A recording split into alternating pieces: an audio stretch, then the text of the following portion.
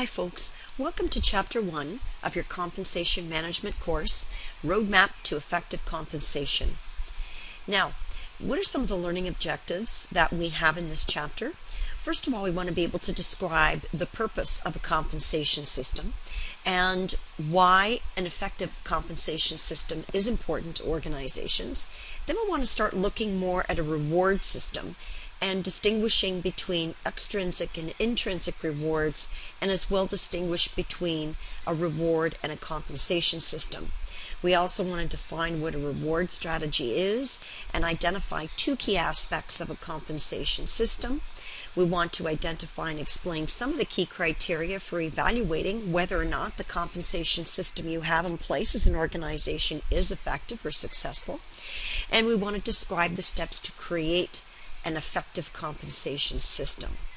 So let's begin.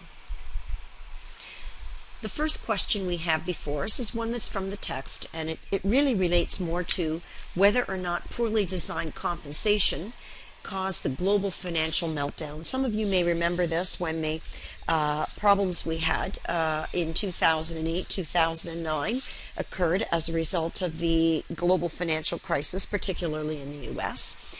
And the question is, did poorly designed compensation cause it? Well, I don't know whether in and of itself it caused it. There were probably a lot of factors that did, but certainly it was one of the most significant contributing factors to that global financial meltdown. And why do we say that? Well, I think you have to remember two things about compensation, and we'll talk about these as we go throughout the course. First of all, whatever you're going to reward people to do is what they're probably going to do. So you have to make sure that you are measuring in compensation, you're measuring the right outcomes. So whatever it is you want people to achieve, you have to make sure that's what you really want. And you also have to make sure that it's achievable in an ethical way. And I think that was a major factor. You know, there's nothing wrong with having incentive schemes for people, but you have to make sure that they're achieving these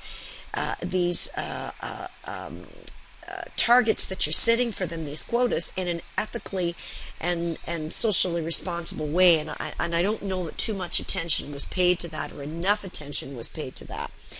So it did have a great impact. And even though you may not have lost your job, many did, but you might say, well, I didn't lose my job, I'm okay. But it probably did impact you anyway. And here's how. Probably you may not get, if you do perform to the best of your abilities and to the satisfaction of your company, you may not get as large a reward had you not, if the financial meltdown hadn't occurred. It may not be as easy for you to migrate from one job to the next, whether that's within or even outside of your company, with a substantial financial increase in pay or bonus schemes or incentives that you'd get if you change jobs. So a lot of companies are still feeling the effects of that financial meltdown and are still kind of feeling like they're standing on sand a bit. So some of the rewards that you might have got, you know, if that hadn't occurred, you're not going to get now. So there is an impact to you, even though if it's more indirect. Let's look at what compensation really is, or what it consists of. Well, first of all, it concerns your own financial return, so how much money you're getting. It will also include tangible services, things like employment or employee assistance programs, vacation programs, those kinds of things. Benefits, healthcare benefits, and those are all the things that you'll receive as part of your employment. And I should say, within those benefits, we're also looking at your pension. So that's what compensation really consists of. It's more of the hard core things that you're getting as a result of being an employee. Let's look at its purpose now. What's the purpose of compensation? Well, first of all, we want to get our members to do what we want them to do, what the organization wants them to do. So we want to make sure, first and foremost, that compensation system is motivating. So it has to be motivating in order to get people to do what it is you want them to do. And that's a problem in a lot of organizations. How do they formulate a compensation system that's motivating to people so that they achieve the end game, what the organization wants? So compensation is normally part of that solution because it needs to be motivating. If we look again at the purpose of a system and a compensation system from a larger perspective, we want to make sure that it creates a willingness among qualified persons to join an organization and to perform the tasks of an organization. So here's the critical pieces here. It has to create a willingness for people to join you. So again, your compensation system has to help the recruitment folks, right? Because people can't recruit effectively if you're not paying enough money, if your healthcare benefits aren't competitive, if your vacation plans aren't competitive. So it's really a key tool to helping recruitment people do their jobs, right? So employees have to perceive that accepting a job with you is going to make them better off personally, professionally, and financially, right? And you have to make sure that whatever you're going to provide helps those people meet their basic needs for security in your organization, provides for them a necessary degree of social interaction amongst their peers, gives them some kind of status within your organization, even if it's a status that says, hey, my job is important to this organization. People feel that they can achieve in your organization, so their achievements go noticed, so they're recognized, and there's an opportunity for them to experience some growth and development career-wise, challenge-wise, and job-wise. So they don't want to be bored in their job, they want to be learning, right? So compensation systems have to reward people who want to grow, develop, and learn. So those are really important to making that compensation system motivating. So let's consider whether or not your compensation system is an asset or a liability. Well, that's an interesting question, because 40 to 70% of the operating budgets that a company has is really what they pay out in compensation. That would be in healthcare benefits, pay for performance systems, base pay, even pensions, those kinds of things. And it's the single largest operating expenditure that a company is going to have. Statistics Canada tells us that in Canada, employers spend over $800 billion on wages and salaries in a year, and another $100 billion just on benefits. So in wages and salaries, we'd be looking at incentive compensation as well. So whether or not your company considers the compensation system to be an asset or a liability is going to depend on whether or not they're getting any return for the money that they're spending, for the money that they're budgeting, right? So they have to make sure that they're getting a return on that that's greater than what they're spending. So it would be an asset then. If they're not getting enough return, or if the returns are less than what they're spending, that's going to be a liability to them, so they're going to have to start cutting compensation or finding people who will perform to the level that they need to in order to get the returns that they need.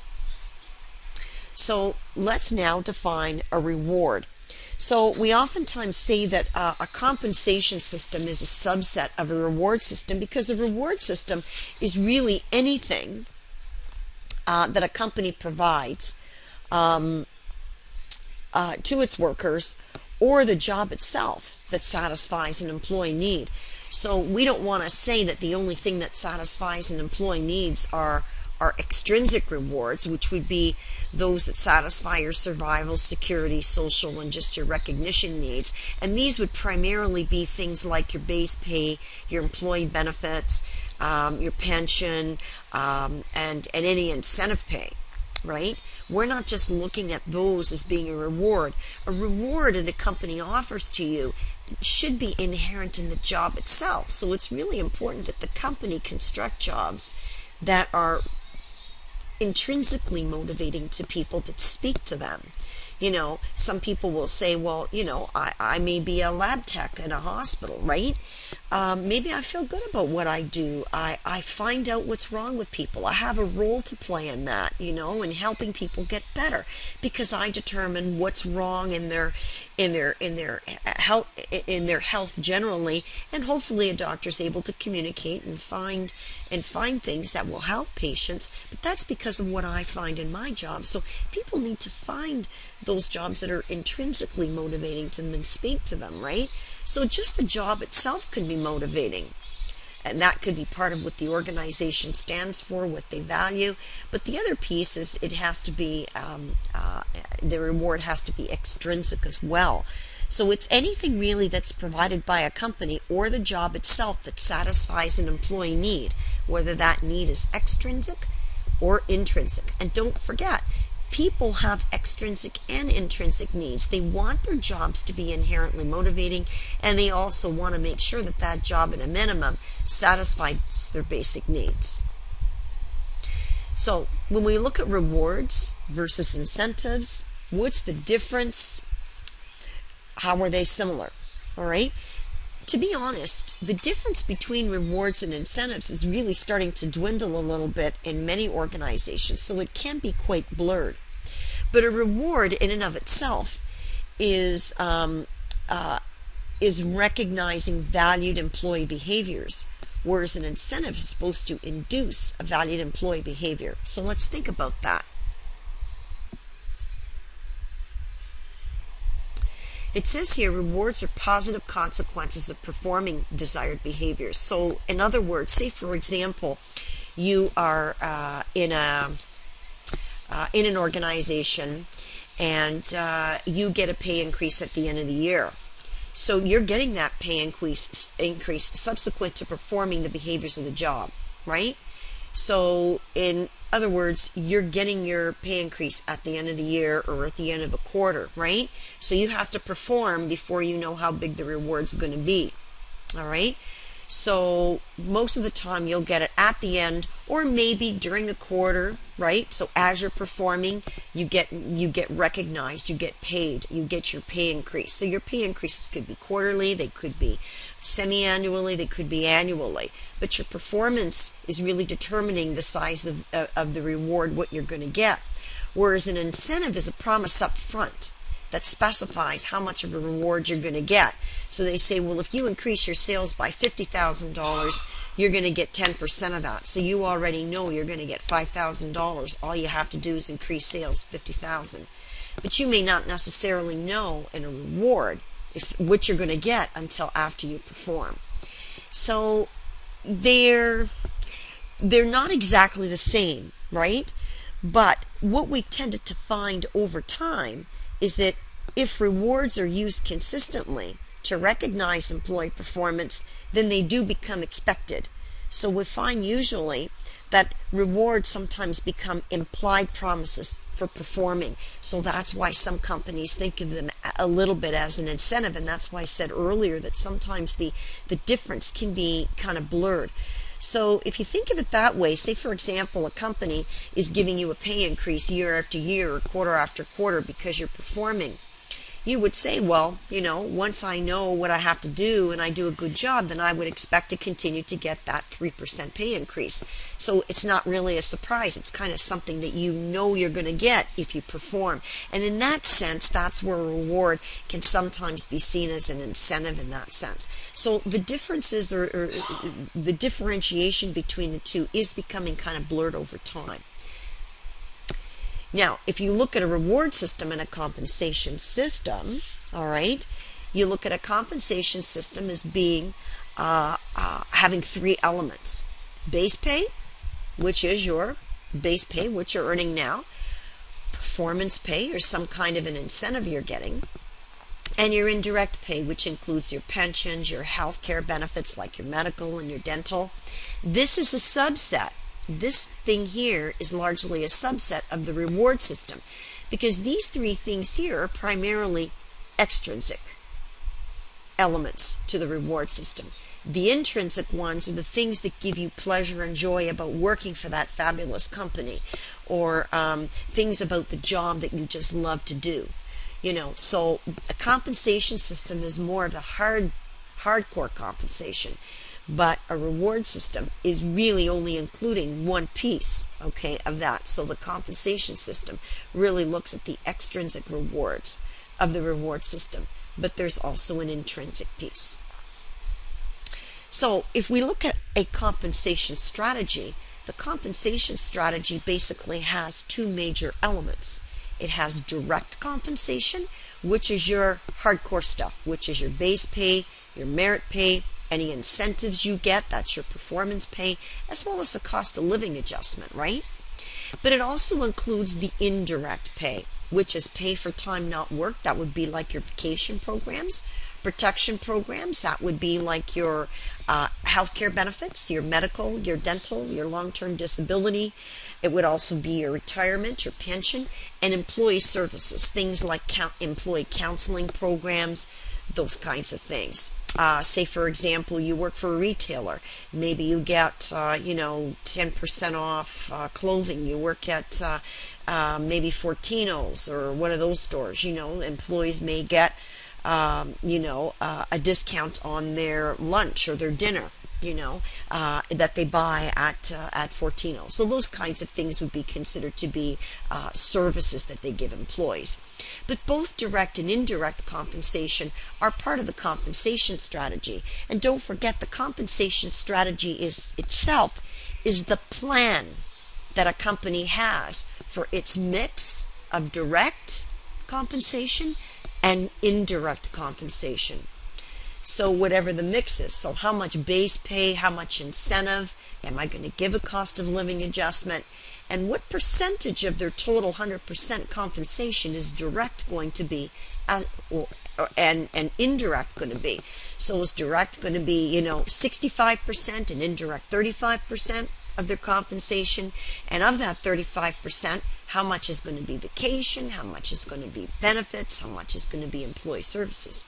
So when we think of strategy, we think of the plan for the mix. So what's the company planning on doing? And a lot of times that plan is driven based on how much they can afford, right? And because it has to be cost effective. I have to make sure I'm going to be able to derive a benefit from the employee behaviors and performance for what I'm spending, but I also have to make sure it's affordable for me to do. So again, we've already talked a little bit about the three main components when we looked at this slide here. We talked about the main components, but let's look at them in a little more detail. Base pay is the foundation. So when you sign on to work for a company, you know how much money you're getting every month, every 2 weeks, every week, however often you're paid. Your performance pay is really related to something over and above the base pay. It's usually going to relate to more of your merit pay. So say, for example, at the end of the year, you might get a 3% pay increase. Maybe you're going to get paid based on which year, say you're a salesperson. Maybe you don't get a big base pay at all. Maybe you get no base pay. Maybe only 20% of your pay is base pay. Maybe the other 80% is performance pay based on how much you sell, right? And indirect pay, again, is going to include things like your medical, your dental, your pension, those kinds of things. All right, non-cash items that satisfy your other needs. So what are some of the key aspects, or the two key aspects of a compensation strategy? All right, don't forget, the strategy is the plan for the mix of those direct and indirect compensation elements. So two key aspects are, number one, what's the mix of those three components going to be? These three components. So what's the mix of indirect pay, pay for performance, and base pay? What's the mix? And then, how am I going to pay it out? So how should the compensation be paid? Is it going to be paid? I know my base pay might be paid monthly, every other week, every week. So how often am I going to pay? And how much am I going to pay? So when I'm thinking of, my compensation strategy, I not only have to think of the mix, how much base pay you're going to get versus performance versus indirect, but I also have to think about how frequently I'm going to pay you, right? And how much I'm going to pay you. So which should it be?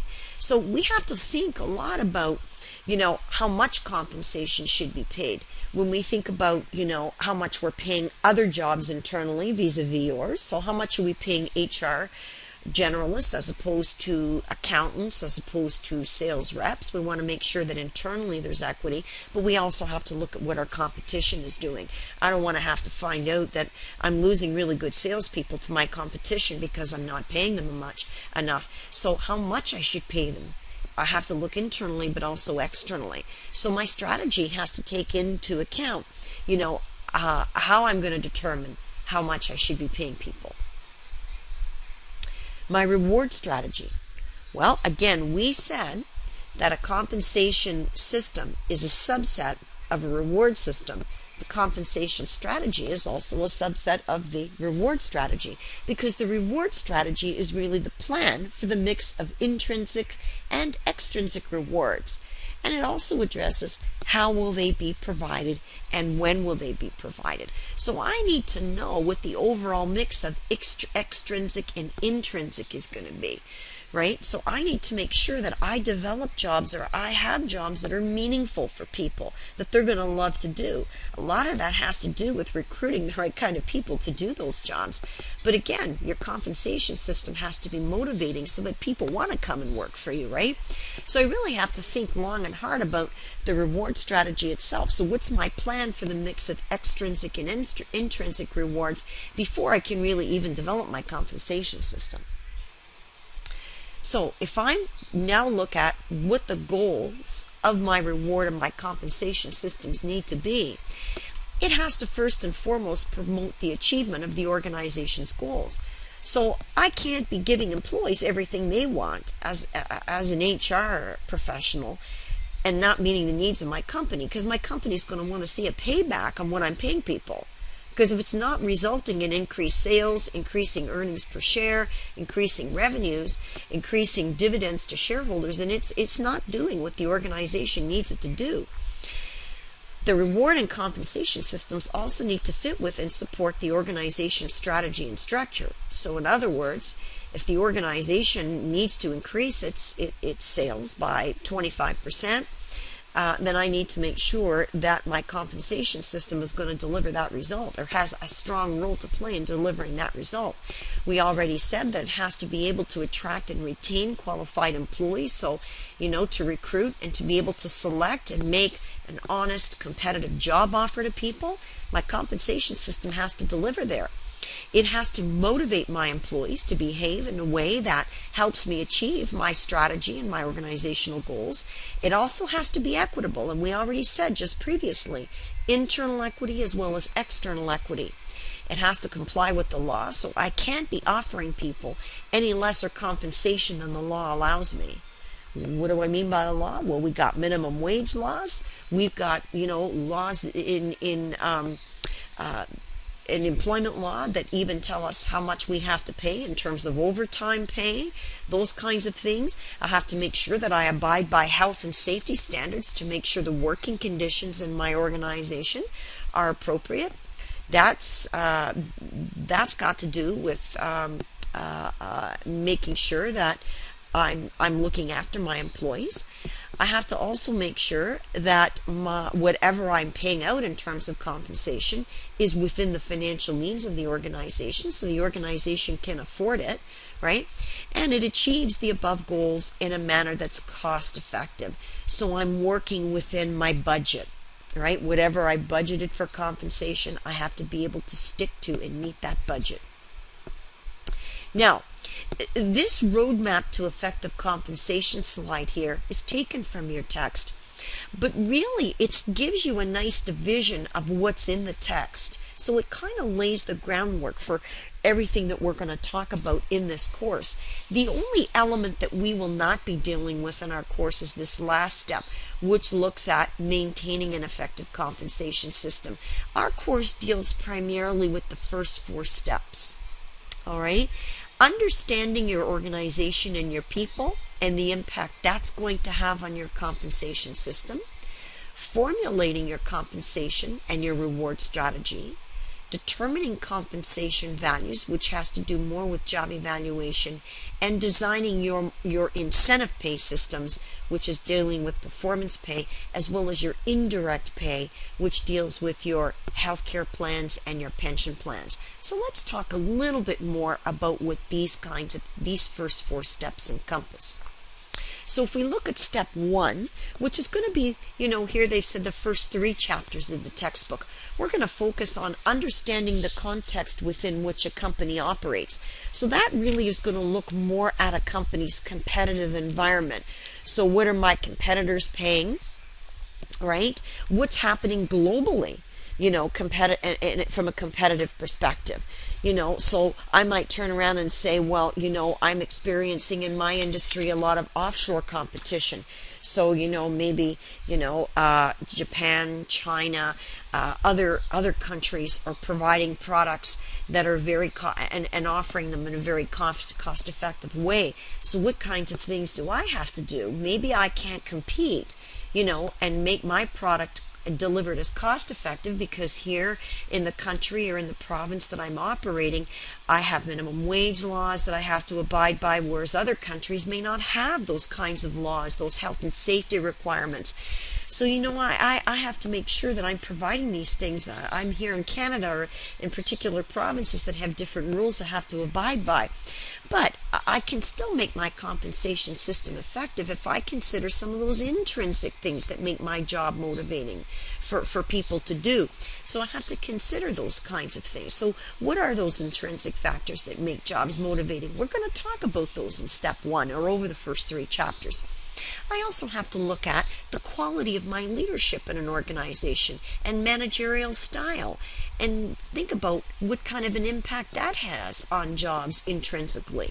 Do my employees, do my supervisors and my managers know how to deliver effective performance appraisals and keep people motivated and on task? Those kinds of things we're going to talk about in step 1. We're also going to determine in step 2. Step 2 is going to look at what are the components of the compensation strategy, some of my pay for performance choices, and formulating the strategy. So I'm going to look at the mix of base pay, performance pay, and indirect pay. And how do I have to mix and match those 3 components in order to make a compensation system an extrinsic compensation system that's going to be motivating for people. In step 3, this is where I start to looking at the actual dollar value for jobs and individual employees within my organization. So I have to now start focusing on internal equity as well as external equity. So I now have to look at the role the job evaluation is going to play internal to my company in order to help me establish pay rates and pay ranges. So I might have a job that is evaluated at a particular level in my organization, and that means, or that's going to have an impact on how much I'm going to pay it, right? But that's internal equity. I also have to look at externally, or other organizations in my same geographic area or my competitors, what are they paying for those same jobs that I have in my organization? So I have to be able to balance internal as well as external equity. And I also have to be able to manage the performance appraisal system, because it's also going to have a role in how much I pay my people. In the 4th step, I'm going to look here at my incentive pay. So maybe gain sharing programs, profit sharing programs. What am I going to do here to make sure that I'm paying my people equitably, helping them maybe share in some of the profits of the company? But I also have to look here at the quality of the healthcare programs, my pension plans, whether I have a defined benefit or a defined contribution plan. So we're going to talk a little bit about the different pension plan options that are available to employers to help keep the compensation system motivating for employees and still cost effective for employers. So we're going to look at that a little bit. And as I said, we're not really going to look at step 5 too much, but it should be noted and it should be understood that we also, every year, we have to look at whether or not our compensation system, how much it helped us achieve the results, the financial results that the company needed. And if it wasn't as effective as we wanted it to be, we have to maybe review it. So we have to control, we may have to rebudget, we may have to rejig it a bit. So we have to think about that too. We don't deal with that in our course, but it is something we have to consider. We have to revisit and make sure that it maintains its cost competitiveness as well as achieves the organizational goals and helps the employee achieve their goals. So, in this last slide, we want to make sure that you understand as an HR professional where compensation fits. Well, one of the key capabilities that the Canadian Council of Human Resources Association says is you need to be able to develop effective and cost-effective compensation systems. So it's important that HR professionals know how to do that. It's one of the things that once you wear the CHRP designation, if you choose to become a certified human resources professional, that you know how to do. You understand the importance of developing an effective compensation system. You know what constitutes an effective compensation system. And and that's why in many organizations, particularly larger organizations, there are specialist roles. So people who have CHRP designations may be compensation analysts, may be a manager of compensation, might be the vice president of human resources, right? And they have to make sure that in their roles they understand, as certified human resources professionals, the importance of an effective compensation system. So make sure that before you go on to week 2, that you check what's due this week and what's due next week in your course.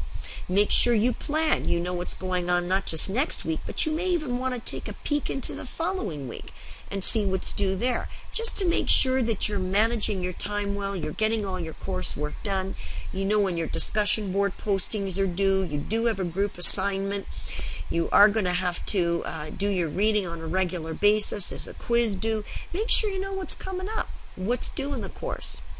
And of course, make sure you take time to relax and have a super week.